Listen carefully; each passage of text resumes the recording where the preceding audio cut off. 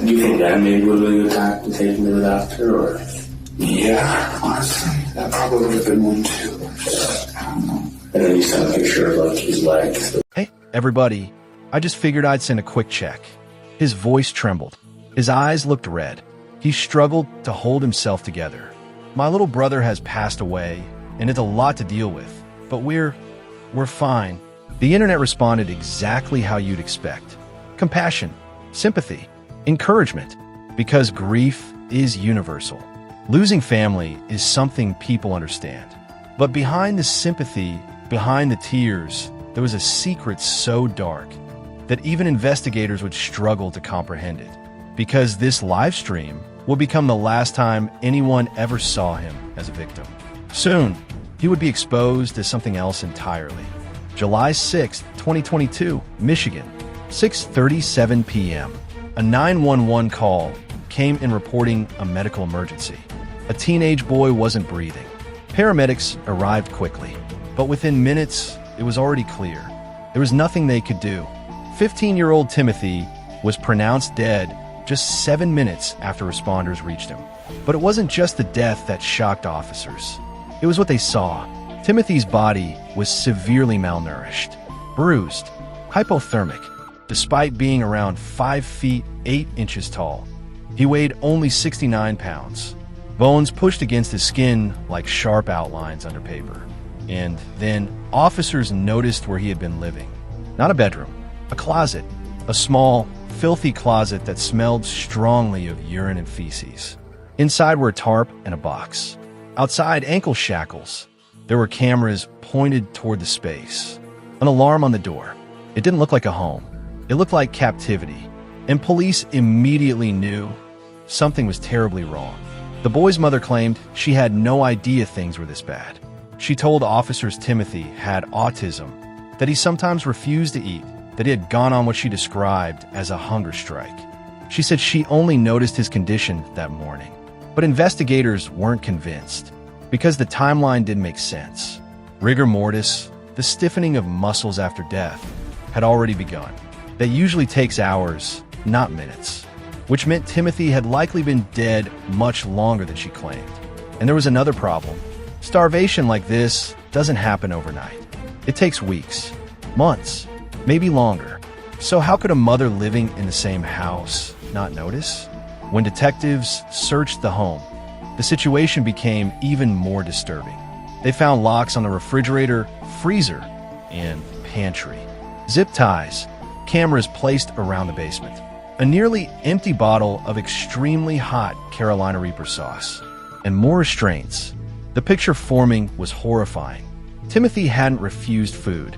Food had been taken away. He hadn't isolated himself. He had been isolated. He hadn't been sick. He had been abused. An autopsy confirmed investigators' fears. Cause of death: severe dehydration and starvation. Hypothermia also played a role. In the middle of summer, inside a house, that alone told detectives something brutal had happened. But the biggest question remained: who did this, and why? The next day, detectives brought in Timothy's older brother, Paul, the same brother who had cried on Livestream hours earlier.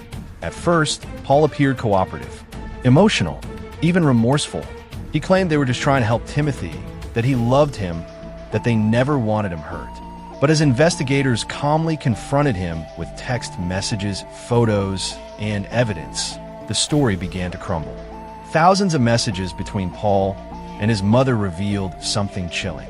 They had been controlling Timothy's food intake, restricting it, punishing him, monitoring him constantly with cameras.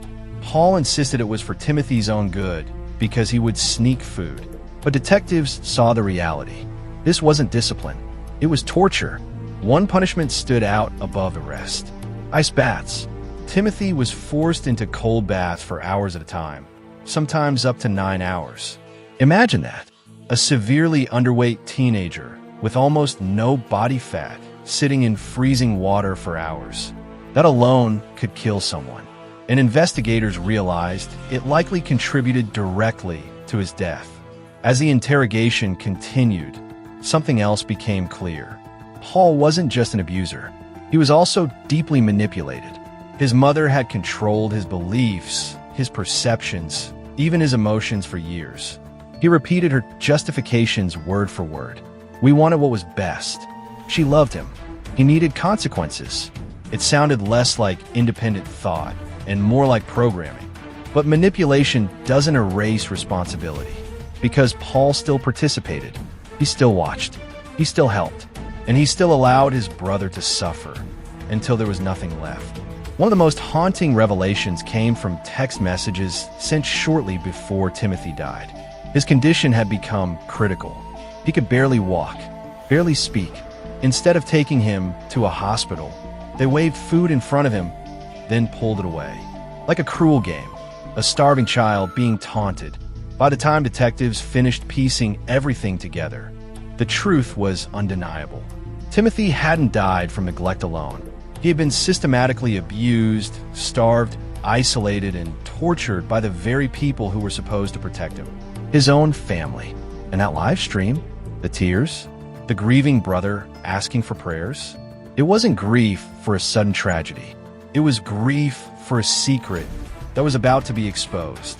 Some crimes shock you, some make you angry, but the ones that stay with you are the ones where love should have existed, but cruelty took its place.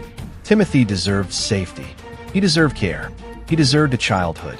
Instead, he got a closet, and the people who should have saved him became the reason he needed saving in the first place.